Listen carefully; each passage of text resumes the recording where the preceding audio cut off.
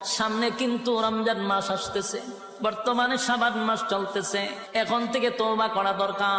আল্লাহ আপনার হুকুম যা লঙ্ঘন করছি, তাম জিন্দেগির গুনার বোঝা মাথায় লইয়া নজরুলে রহমতের সময় যদি চোখের পানি গুলো ছেড়ে দিয়া কান্দেন আর বলেন, মালিক জীবনের সব গুনার উপরে লজ্জিত, আল্লাহ এতদিন আপনার হুকুম পালন করি নাই, আল্লাহ শয়তানের ওয়াসওয়াসায় পড়ে করছি গো, আপনি মাফ করে দেন।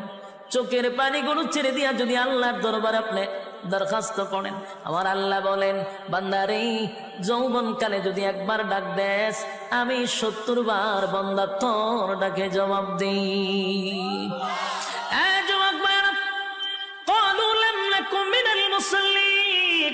যারা দুনিয়ার জমিনে মুসল্লি ছিল না, তারাই তো জাহান্নামী, এক নম্বরে জাহান্নামে যাওয়ার কারণ। আল্লাহর নবী বলেন, উম্মতেরানি হাশরের মাঠে যদি হিসাব হয়, আউয়ালু মা ইউহাসাবু বিহিল আবদু ইয়াউমাল কিয়ামাতিস সালাহ, কিয়ামতের ময়দানে সর্বপ্রথম হিসাবটা হবে নামাজের। জাহান্নামীরা জাহান্নামে কেন গেছে এই ব্যাপারেও বক্তব্য আছে।